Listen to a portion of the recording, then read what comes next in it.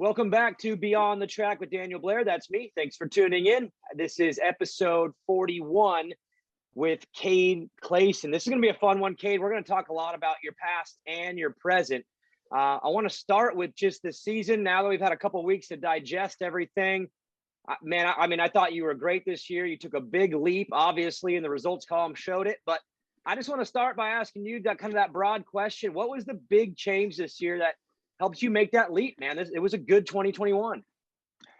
Yeah, it was awesome. I think the team itself made a good stride in the right direction. I think they realized that they could be a little bit better as well, as far as like being prepared with suspension and stuff like that. And we made a big stride there. And then I've said a lot of times on different interviews, I went east to ClubMX. I spent basically December through the end of the season there. I only got to go home one time, and I just put in a lot of work. I know that place works. I grew up there basically, and it was a lot of fun. I learned a lot about myself and what I could do, and I feel like I'm in probably some of the best shape I've ever been in, which I think is a huge plus.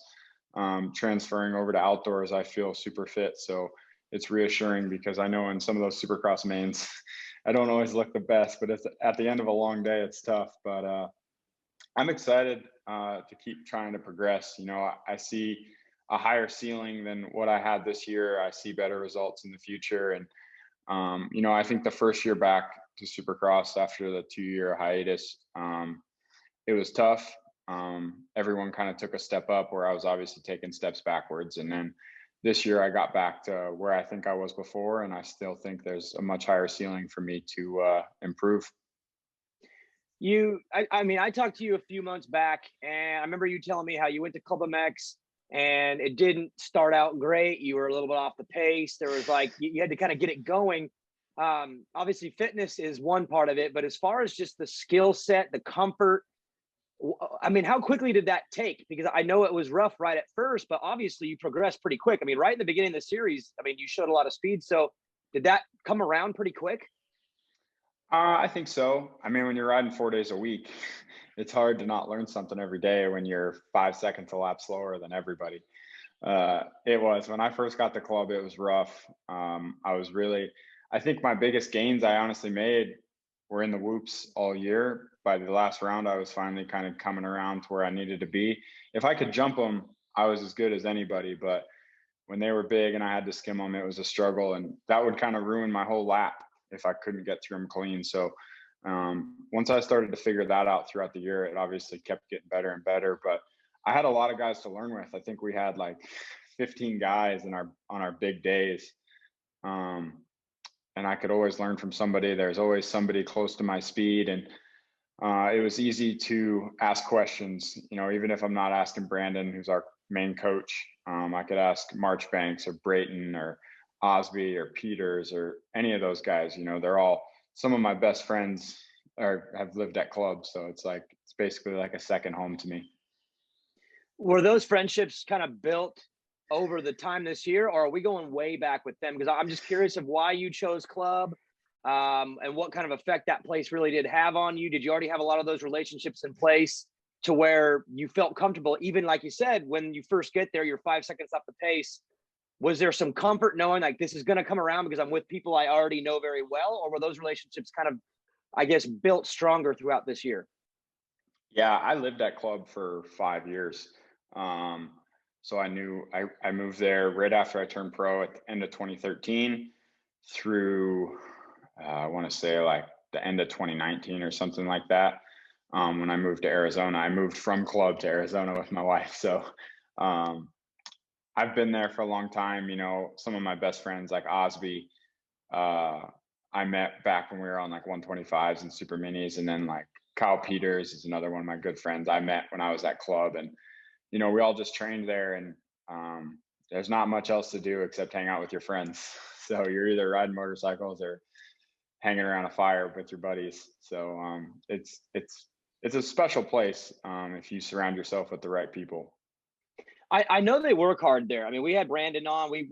I know the ClubMX guys very, very well. I know they work really hard, which obviously you do too. You talk about your fitness and the improvements you made, but what's it like being there when you are off the bike, you talk about campfires and stuff. Is it kind of got that summer camp vibe, even in the winter, obviously, but just like you're with your buddies to where the distractions, if there are distractions, are usually dirt bike distractions still. You're doing stuff on the bike, you're playing around. I mean, is that what kind of keeps it fun? Because I know how hard you guys work, but at the same time, you can't wear yourself out. Does that place kind of offer that with those friends? Yeah, for sure. And a lot of the older guys have started to branch out and live in Charlotte now, which is nice. You know, you don't want to live in the middle of nowhere forever, with a bunch of, there's a lot of kids there. So when you're younger, it's nice. It kind of teaches you responsibility and how to be on your own. And I think I learned more there than I ever did in school or something like that, as sad as that is to say. But yeah, it's a good vibe, and like I said, if you surround yourself with the right people, there's obviously the wrong people in certain circles, but you surround yourself with the right people, it's easy to get motivated to work hard and progress and get better each day. So I know going there was hard on you on a personal side because you said you moved to Arizona. I know your wife's in the military, which again, I would assume, I'm just guessing, you guys have a relationship built around being apart sometimes. Is that kind of a normal thing with you guys? Yeah, it is. When she first joined the Air Force, she had to go live in Monterey for 2 years. So I'd see her like once a month, basically. I'd fly out or Did you something. did you say had to or got to? Because Yeah, right. Exactly. I it's know pretty nice. yeah, it was a cool place. And even for me, I'd go there and every time I'd go, we'd end up doing something different. So it was a pretty cool place. But yeah, she got put there for some schooling in the military she had to do for 2 years, and I was still at club racing. And then once she was done with that is when she got stationed in Arizona. So, and her mom was from Charlotte, so it was kind of convenient for me. I'd get to see her and stuff all the time. And yeah, I mean, we're used to being apart. It's not easy, but I think she was as disappointed in my results last year as I was. So she wanted more. She wanted to see more out of me. She knows I want more out of myself because I was pretty down on it. So when I made the decision to go east, it was easy for her to be like, you know what, I think that is best for you, because I tried to make it work here last year and going to California, and it was more expensive to do it that way than it was for me to just go to one place far away and then fly if I need to. I mean, I have to imagine, again, you're motivated, but to have her motivated with you and be willing to like let you go to the other side of the country for extended periods of time, was that motivating for you, knowing you had that support that would allow you to do your dream? Like you said, you probably could have stayed and done California again and been okay, but you obviously wanted to make some big improvements this year. You knew that commitment going to club was going to work. Did it feel good knowing that she not only had your back, but kind of was like, gave you the push out the door and said, go get it done. Like, go get better. I know it's what you want. Yeah, it totally does. And it's just nice. Like, I think some people, they just get a pat on the back, like good job from, their significant other, from whoever in their circle. And that's not how it is with us. If I suck, she makes sure to let me know. So I feel the support, it's always been there. It always has been. She's been a part of my racing for quite a while now. So she knows how everything works. She knows I'm a giant stress ball on race day and I'm not the happiest person, but she knows how to deal with it. How is this season? I mean, with her, again, the relationship being difficult to navigate, especially when you're in these mini residencies. The schedule is pretty unique this year. You're going back there again. Does it get hard at times during the season, whether it's a race weekend or even back at club, when you are away from her? I mean, again, that's a very difficult thing to do, especially in an early marriage. I mean, were the hard days at the races that much harder, and were the good days that much better because of that dynamic? No, because when it's a bad day at the racetrack, she knows to just not talk to me. She's like, I'll just go sit in a lounge and be miserable by myself, and she'll sit outside with the mechanic and chat with everybody else, and I'll just go, focus by myself. But yeah, it was hard because she only got to come to the 2 Salt Lake rounds. For the longest time, she wasn't allowed to travel outside the state. And then towards the end, I was about to be home, and it's like, do we really need to buy flights and do all this? Because I came home when we had that long break before Atlanta. I came home for like 4 days, and it just timed out to be perfect for our anniversary. Perfect. So it is tough, but we have some new, very close friends here in town that have became like big part of our lives. And every race they were at their house having like a little party, and they like Supercross, and now they like it even more that they have somebody to cheer for and have her there with them. So it was nice that she had people to watch with and not just have to sit in the house by herself, cooped up. And she started remodeling our kitchen right after I left, and so she had projects to do all the things, time while I was and gone. you're stoked that you got to somehow get out of that. Yeah, right. I literally, my grandfather and I just finished it yesterday, so it's like it's done. So you talk about her and the house party, someone to root for, right? Let's talk about someone to root against. All right, there's this guy A-Ray out there, and I take the bait on this because I love it. Because I had friends growing up in arena cross. Me and Stank Dog were buddies, and I wanted nothing more than to just T-bone that guy because he was my buddy, and we traveled together. I know you and Alex go way back, but what was it like this year with you elevating your Supercross skills? I'm just gonna say it, Alex, but to his level and past his level a little bit? Was there a little extra reward knowing that that's your good buddy who's ran his mouth for so long, and you were able to kind of give him a little whooping this year, more than not? It feels good.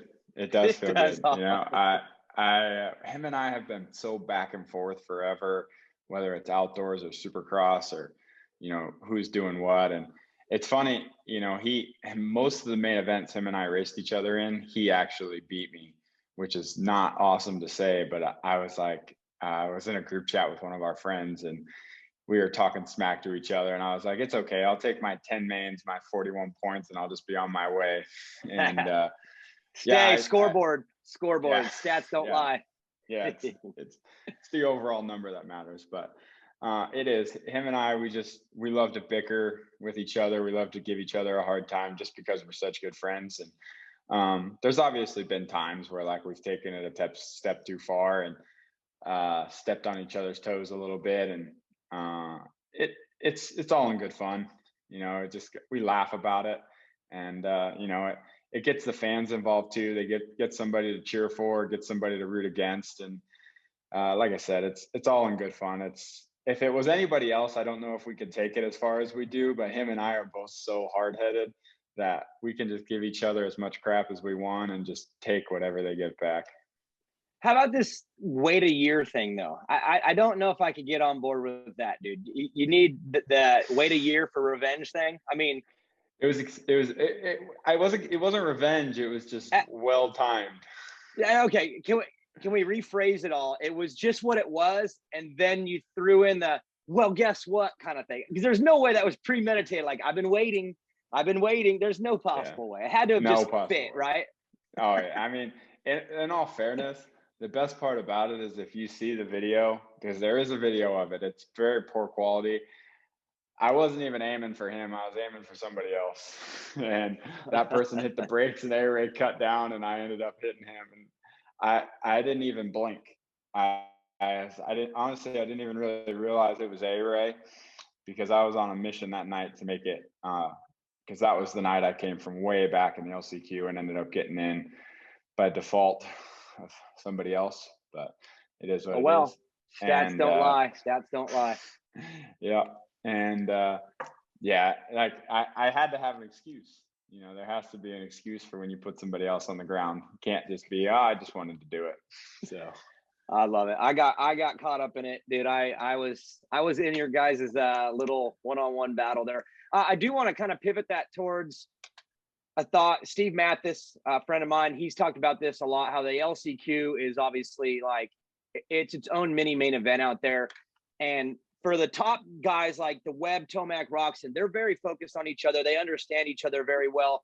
You guys have this pack of guys that are either 7, 8, 9 in the heat, so you're getting in, or you end up in the LCQ, and there ends up being like 10 of you that are all really close.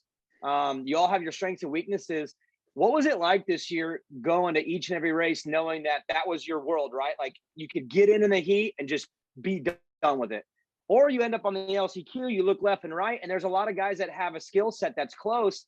Did you start to understand who you were racing more and understanding like their tendencies and traits? Because you guys just, it's every single race night, that pack was interchanging. So did you kind of learn that pack and all their tendencies? Yeah. Like you said, everyone kind of has their strengths and weaknesses. I'd always give Joan Cross a lot of crap if he'd start anywhere near me. He is a phenomenal starter. He's good, man. He leaves the gate like a rocket ship. And if he's next to you, you know you're not getting a good start because he's going to get his bars in front of you and push you backwards. And I hated when he would line up to me next to me. And, you know, Starling and A-Ray are both. A-Ray's a little iffy because he's either great or really bad, but Starling's a great LCQ guy, and everyone just has their moment. And I learned kind of how to predict people. You know, I know some guys are sketchy in the whoops, or some guys are gonna not be scared to run into the side of me, and I have to protect my insides a little bit more.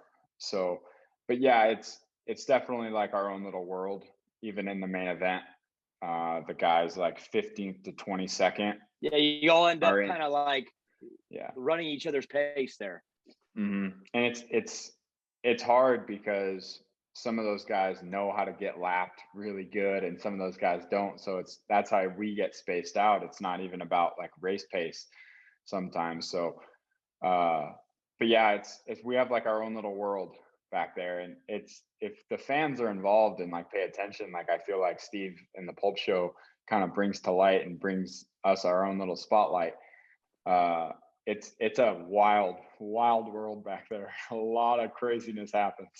It is, because like again, you guys are just going for it so hard. You said you made 10 mains this year? Mm-hmm. How many did you get in the heat? Two. Okay, so well, I mean, just tell me what those nights felt like when you did not have to go to the LCQ. I mean, just walk me through the feeling of getting to watch that race and not having I had never made it through a heat until this year, because before they still had semis. So I'd made it from a few semis and stuff, but never from a heat. And I think it was like Atlanta 1 or something in the mud. And I made it out of the heat, and I picked up my mechanic, and we like went back to the truck, and I was like, what do we do now? Yeah, what do I do? I got like an hour and a half break. You know, I didn't really, you know, normally it's like you run back, you grab a swig of water, you make sure your chain's good, your tires are good, and you go back to the line and sit there and go out, and your just heart never stops. Well, it's you race the heat race, you go back, you take your gear off, you eat some snacks, you watch the race on your phone, you joke around with the team, and it's a lot more peaceful. Because when you race the heat race, the LCQ, the main event, 3 practices, it's a long day, you know, and when the track's short, you're doing 70 some laps a day. And I don't think some people appreciate how hard 70 fast laps is, but it's really tough.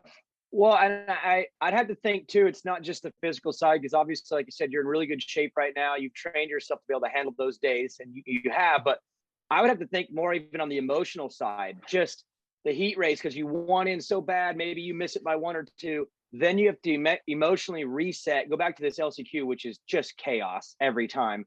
Then you get through that, and now you got to go do the thing that you've been actually training for the whole time. So I feel like emotionally you get kind of depleted throughout the night before you even get to the main, which is the one that counts. So do you sometimes sit on the lane of the main event and going, okay, I'm ready to do some work here, but man, like I feel like you've been through a lot already that day. You have. You're so right. You get to the line, and it's just like this big sigh of relief, and it's like a weight off your shoulders, and you're so happy to just be able to breathe and, you know, go out there, and you don't have to go all out. Like the first couple laps are kind of chaos, but then it's like settling into a pace and doing 20, 25 laps of just hitting all your marks, getting through everything as clean as you can. I love riding that way. I don't love riding like A-Ray, where I have to like rev my bike to the moon and scrub everything. Like I love being like very smooth and precise. And like when the track breaks down and is super rutted and gnarly, that's when I really enjoy it. So I love the main events when they're like that, because I feel like I do really well at it. But Do you getting feel back like to a what lot of that comes from club too, just doing long motos on that track that gets beat up? Because it seems like you do better when things get beat up. Like you almost have a way of simplifying and easing a gnarly track. Does that come from that prep? I think so. If you guys follow ClubMX and saw what our track looked like early this spring, man, it was treacherous Yeah, for you guys quite were a beating few it up. weeks, because there was a big group and it kept raining and raining, and we just never let it dry. But yeah, I've never been a guy that's been, wide open off the rev limiter, getting a little bit sketchy a couple times a lap. I don't really have that wide open style. So when the track starts to break down, I don't feel like my style changes as much as, say, and other guys who ride like that. Barsha can't ride the same way on a super smooth track as he does on a super rough track, where I feel like my style translates from one to the other a lot better. So you can kind of keep it going throughout the night, depending on the early laps of the main or the later laps. And again, do you feel like you do most of your work then later in the main event? Because I have to imagine too, that's where the physical side kicks in. And if you have the ability to not have to adjust your style and just stay do you feel like those last 5 minutes are maybe a strength for you throughout the day? As much as I'd love to say yes, no, I was kind of a big bummer. I said I would be really good for like 15 minutes. And then it starts getting overwhelming. You're getting tired and you're getting lapped, and it's very overwhelming trying to like manage all of it. And yeah, the last 5 minutes I would say is a struggle. And usually in the last 5 minutes, I'm by myself anyways. I've found, my own pace and been able to kind of space myself out from my group of guys if I'm not really close to somebody in front of me. I know I have those last 5 minutes in me. Like at club and stuff, I know I'm good in the last 5 minutes, but on race day, I think there's still room for improvement to be better in those last few minutes, which I feel like everyone probably can say that, but I know that there's still room for improvement, because I know that, like I said earlier, there's a higher ceiling than where I'm at. Well, you obviously took a big leap this year. You mentioned earlier about the team, and they made some leaps too. Was that kind of a thing together where as you were doing better, they were just finding more for you?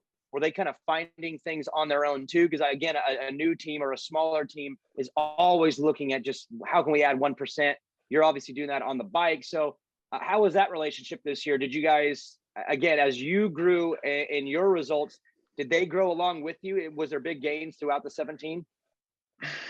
Honestly, I think coming into the year, my team manager, Julian, he always tries to be better. He got a new trailer compared to the year before, a new truck, hired some more mechanics for all the guys. It's a big team. There's 6 of us, 2 450 guys and 2 250 guys on each coast. So he does a really good job of managing all of that, because there's a lot of chaos. Yeah. But I think just the more experience he gets, the more prepared he gets. They brought in MX Tech suspension this year, and they kind of just took the whole suspension thing on their shoulders and made it obviously their own little project. I talk to those guys multiple times a week about any questions I have about settings or anything like that. And I'm sure they do the same thing with the rest of my teammates. And that goes to a lot of the other sponsors as well. It's just, if you can find sponsors that want success as bad as you do and are willing to put in a little bit of extra effort rather than just, push a part over your way and say, here, make this work. It helps breed success, if that makes sense. Yeah, no, it definitely does. Again, there's some sponsors, not singling people out at all, of course, but they're, get the logo on the bike, send you what you need, and just hope that they get some branding. And then there's others that really, really care. I would imagine that when it comes to the engine, suspension, that side, that's where you're going to get most of that, right? Those are the guys that can make big improvements, because it's not just a bolt-on hard part. So do you feel like that was a big part of your gain this year too? Again, as you got better, you worked hard for it, but the bike got better. I would imagine that's what helped with a lot of the comfort, which allowed you to be more aggressive in race settings and make those moves, come from way back and get in. I feel like without the trust in the bike, there's like no way you can really allow yourself to even do that. So do you feel like that was a contributing factor? Oh, for sure. I think it's always nerve-wracking switching from one suspension company to another, because I feel like that's probably the most important part of the motorcycle, is making sure Changes the your whole suspension feel, is, right? The whole yeah. the whole thing feels different. Yeah, and one guy builds your suspension. They might put the same setting in, but they do one little thing different. It changes how the whole motorcycle works. So it can be kind of scary switching suspension companies when you've been with someone for so long. And they made it really easy for me. They sent me 2 sets of stuff right at the beginning of the year. I tried it, told them what I had for feedback, and then they came down, tested with me, tried another 5-6 settings. Then I honestly, it made me feel like a full-on factory rider. They took really good care of me, and I probably tried 20-25 settings throughout the year. Spent a lot in shipping, but it was worth it. Are you a good tester? Do you feel like you're a good test rider? Good feedback? I think the older I get and the more knowledge I get from different people, I can give them, if I have someone who can ask the right question, I can give the right feedback. Is an easy way for me to look at it. I don't always have, I can't say, oh, I think it's a little too soft here, but it's too, stiff here, if you say it. But if the right tech asks the right question, it's a lot easier for me. I got to do some tire testing this year for the first time, for some new stuff that's going to come out next year. And the Pirelli guys were really cool about, making me feel like I knew what I was talking about. Right. They would just ask the right questions. And if I told them exactly what I felt in that situation, it was exactly what they needed. Where I feel like someone like a Brayton knows what all these different things feel like. So it's easy for him to explain it because he's had all of those feelings, because he's done all of that testing, where I don't necessarily have that experience. Yeah, I would say that's just the hour meter of testing those things. You go back to him at your stage, and he's probably understanding it again if the conversation goes that way, but not being able to kind of create, I guess, the thought on your own of what it's doing. But I would imagine a year like this year where you get to try 25 settings and try testing, I would imagine that makes you feel good about next year, because at least you can start next year so much further than you started this year. And like you said, you're motivated to do more next year. Let's get into the summer, I guess, first, before I get into 2022. What does the team look like this year? What does the summer plans look like? Where are you staying? Just kind of walk me through the next 4 months and what you're going to be doing as you prepare for pro motocross. We don't really have a dead set plan. We're working on, I'm going to race Colorado, and then we're going to race a few more. Some of the team sponsors are going to step up and do like a 1-round fund where they fund like me or someone else to go to the race. I think I'm going to be the only one to do Colorado. I think Devin Simonson and Luke Neese want to race a couple. So it's just hot and cold, really. Julian's not much of an outdoor specialist. He loves Supercross. We were supposed to go race the Canadian Nationals, but with the border being closed and the shortened schedule, it's not really worth it for Americans to come up and go through the whole process of trying to be there and stay there the whole summer. So I do a lot of coaching, so I'm gonna coach a lot this summer, and I'm gonna race, a few nationals here and there just for fun, really, just to keep racing, keep making progress. I raced the last 2 last year, and they were fun. Like I said, just to do them. But I love racing outdoors. I always have. So preparing right now has been a lot of fun. And so kind of, I guess, a loose program for the summer. Do what you can, see how they fit in.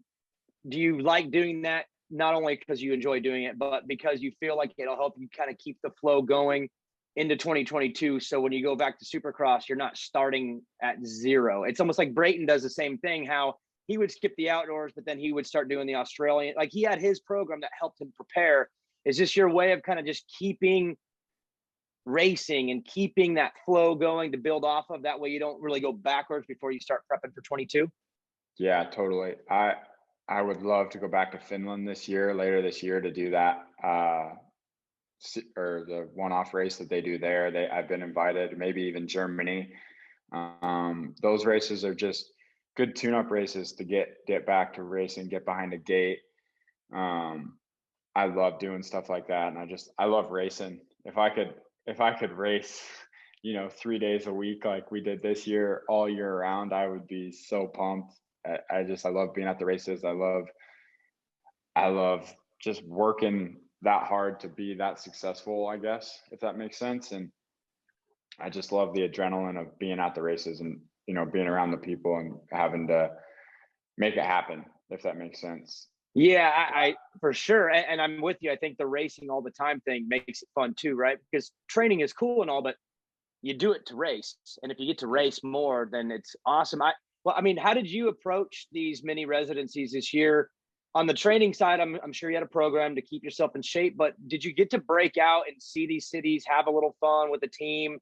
I tried to a little bit here and there, depending on where we were, but did you get a chance to kind of break out and enjoy some cities that we normally don't really get to enjoy? I feel like we go in and out all the time. So did you get to enjoy it at all? Yeah, a little bit. Kind of depended on where we were. When we were in Dallas, I had a car. In Atlanta, I have a car. And Indy, I had a car for a few days. But it was fun to be able to experience some different stuff, try different restaurants, hang out with your friends. Some of those friends you don't see at all. Yeah. You see them on race day and that's it. So you're all in the same town for a week, and every week you hang out with a different person a few times.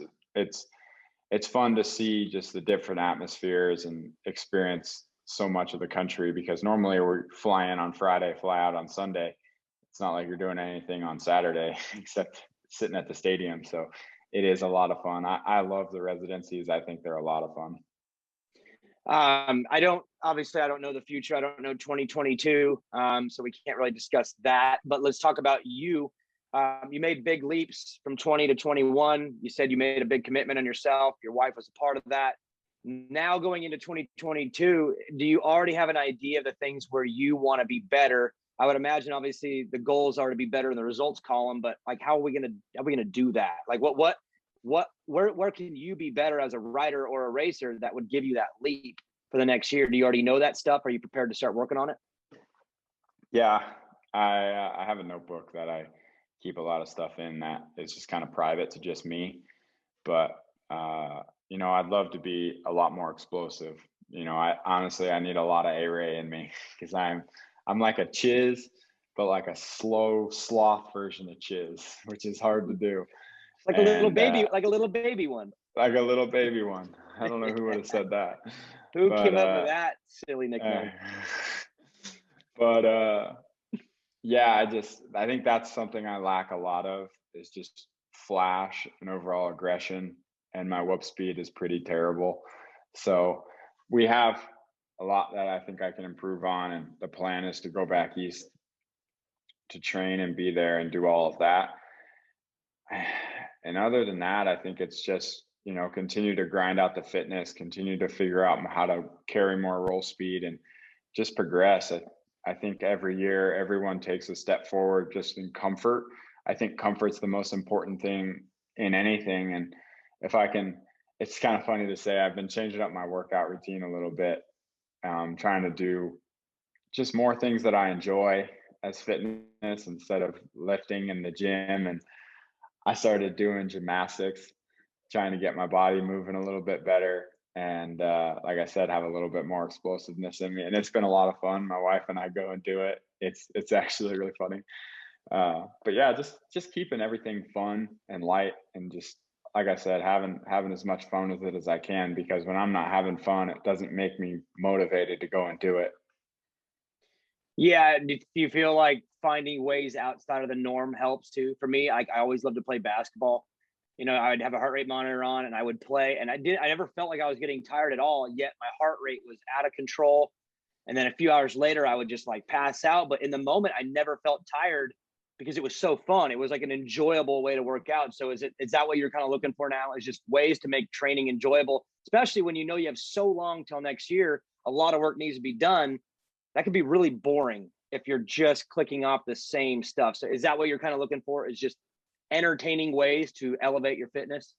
Yeah, exactly. I think I upgraded from the road bike to the mountain bike, and I mountain bike every day now. Basically, I live at the bottom of a mountain. I work as a mountain bike guide in the summer and a little bit in the fall and stuff. So that's a lot of fun. And, like I said, I do the gymnastics thing, and my wife is really into CrossFit. So we got a gym set up here at the house. And it's just, I try to keep it not loose, but as versatile as possible, if that's the right word. Yeah. Just trying to mix it up, be good at, if I can be good at kind of everything instead of just pound out miles and miles and miles on the road bike, it makes it, like I said, a lot more fun for me, because if I go do 150 miles on the road bike a week, that's a lot of blacktop. Yeah, I've obviously it serves a purpose. You're building a big base there, but I have to imagine that those miles get old a little bit. Where the mountain bike, again, it's like terrain. You get to jump. You get to be somewhat more like what you are on race night, right? Physical. Do you still feel like there is a need for the road bike stuff though, when you're just keep the base built, and then how do you juggle the amount that you would do? I mean, what kind of is the program, if you don't mind me asking? Well, I mean, off-season stuff is more base, long rides. On a lot of my road biking is obviously done in the off season, because I'll go, 2-3 hours a day on the road bike, and then, mix in a little bit of intensity here and there, but just trying to, like you said, build that base where even this time of the year, even though we're not racing, it's still like race season. It's a lot of intensity, a lot of shorter stuff, trying to make the body recover. So it's this time of the year, I think, is a lot more fun, because it's a lot, like, it's harder, but it's shorter, I guess. There's nothing I hate more than staring at the road for 6 hours in 2 days. That's just isn't fun. Here in Arizona, we have a big mountain called Mount Lemon. It's like 9,000 feet at the peak, and town is at like 2,000 feet. So it's a 28-mile climb. And we get a lot of pro cyclists and stuff here that come and train. I'll see Red Bull helmets on the daily. It's pretty cool to see. And they blow by me like I'm standing still. But there's a lot of athletes in this town, which is actually really cool to I'll go to different gyms and stuff and try stuff out, and I've met a lot of different cool people. I'd imagine that keeps it fresh too. Obviously, people are coming in, and I remember Buddy Antonez, a good friend of mine. He used to go to Colorado during his off season to train in elevation and just kind of like help expand his lungs and everything. And I have to imagine, if you're spending time there a lot, I mean, do you notice the difference just being and kind of living in an environment that's a little bit higher elevation? My house is only at 2,500 feet. So it's nice. Like yesterday, I took my grandparents up to the top of the mountain. There's a cool little restaurant up there. I took them to, and my wife and I did a mountain bike ride while we were up there. And, we did 2 laps, and I think each lap is almost 1,000 feet of climbing. But the whole ride is between 8,000 and 9,000 feet. So that's where I get my elevation training. And I love going up there, putting in hard workouts, and then coming back down to be able to recover, which, from what I understand, is a great way to train. So it's as beneficial as I think I can get, because there's some nice houses up at the top, but they're not in my price range. Right up there. It's not going to live up there. Yeah, exactly. Not yet, anyway. I'll pedal my way to the top. I'll just do that. So I got one more question for you. Years past, there had been a lot of factory riders injured, to where a lot of privateers are getting into the main event. It becomes very routine for a lot of guys. This year, there were some injuries, but it seemed like the field stayed pretty deep all the way through, to where it still wasn't like crazy privateers. There were only a few you're getting in.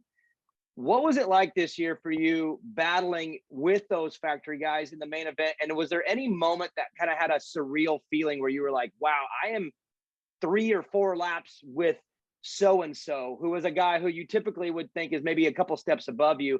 Did you have any moments like that this year, where you're in a race? It could have been a heat, a main, an LCQ, where you're like, dang, man, like that's a bad dude. And I am just like with him for a while. Did you have any of those?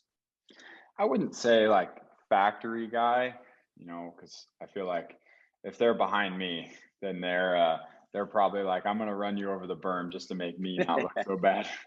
But it was like one of the Dallas rounds. I was battling with Tickle and Anstey for like, I want to say it was like 12 minutes.